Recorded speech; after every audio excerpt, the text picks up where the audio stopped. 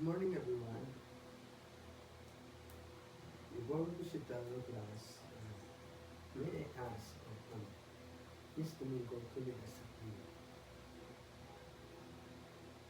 Amen. So, may I ask everyone to pick up all those scattered papers and wrappers under your chairs and to vacate your seat. And who's absent today, class?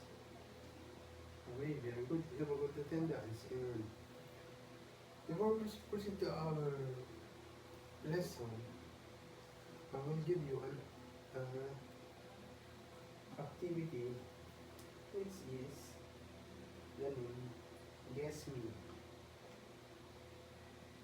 Yun na guys, ito. Guess Me. So, what do you think is the first picture? Okay, very good. That's camping. And the number 2 picture.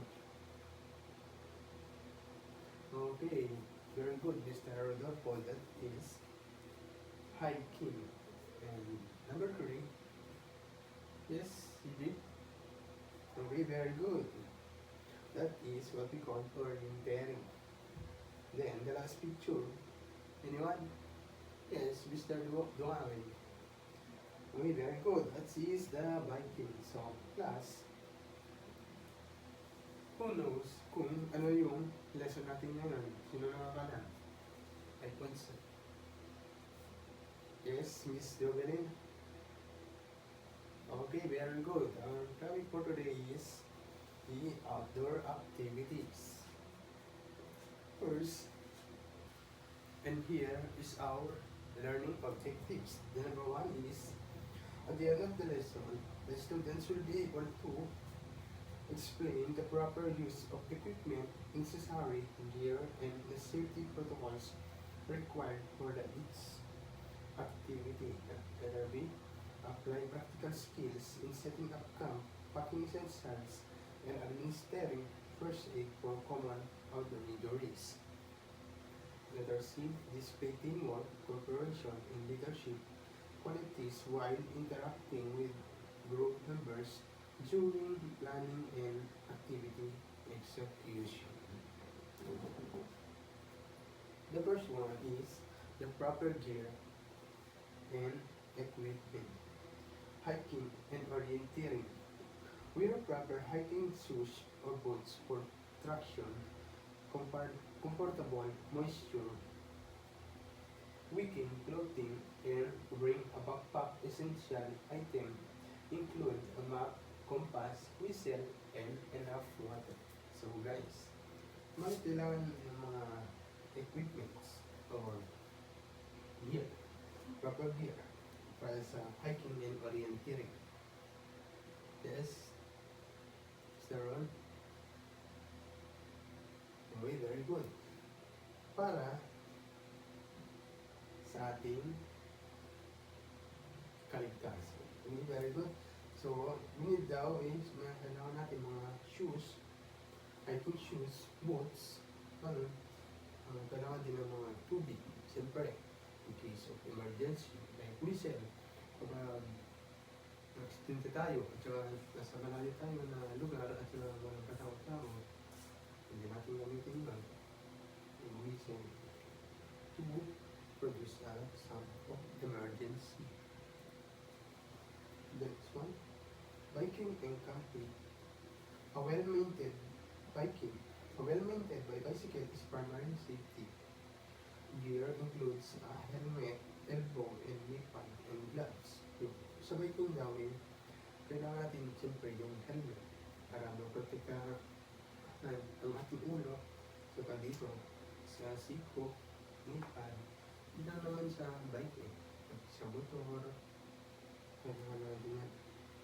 And in camping, necessary gear includes a tent, sleeping bag, sleeping pad, cooking utensils, and food supplies. Siyempre, camping, kailangan natin na pagkain, ano ba? Kain, utensils, naman, kukuha ka ng bigas. ng utensils. Ganun. Siyempre, kailangan din lahat yan. And proceed tayo sa safety protocols. Always check the weather forecast before going. Oo nga naman, no? Siyempre, kailangan naman pupunta ka kapag malakas yung bagyo. Ganun. Mainit, sobrang tiyak ng init. Kaya pwede. Then the next one, never hike or wander alone, always use body system. Siyempre, sino nanonood ng wrong turn po? Chance. Kailangan natin yung kasama. Siyempre, lalabas tayo for hiking, camping, need natin ang kasama. Siyempre, para may tutulong, may katulong tayo sa lahat na gagawin. And next, stay hydrated. Siyempre, pag hiking nga, mainit, sobrang tarik ng mga bundok na kahit yatin, siyempre kailangan natin ng stay hydrated. And protect yourself from the sun using sunscreen or hats. Importante mga yan guys, class. Practical skills, camping, packing, and first aid packing essentials. Use the concept of layering or organizing your bag. Heavy items should be placed at the bottom, while frequently needed items should be able to accessible at the side. For top pockets, bring only what is necessary to avoid carrying too much. Like for example, ako, siyempre, camping, ganun. Camping, packing, pero yung kailangan natin is yung comfortable na bag na pang-hike ka lang. Saka yung mga mabibigat dapat nga sa baba. Yung side is, pwede yung side ng bag mga battles. Choose a flat height, and next is setting a camp. Choose a flat high and dry area to set up your tent. Avoid setting up under the tree branches. Ensure the tent is secured properly with pegs and ropes to withstand wind. Keep the campsite organized and clean. Before tayo mag-build magtatayo ng camp natin, simple is make sure na flat, tsaka hindi na babasa. Flat na medyo mataas, hindi na babasa, tsaka yung sa ilalim ng mga puno, mga mabagsakan ka hindi ka na sasaluhin. And then, next one is ito yung important thing. First aid and common injuries. Sprains or strains, apply the RICE method. The RICE method is press, ice, compression, and elevation. Cramps, gently stretch and massage the affected muscles. Hit exhaustion, move person to a cool, shaded area, and give water or electrolytes. Cut wounds in the wound with the water and antiseptic and cover with sterile bandage.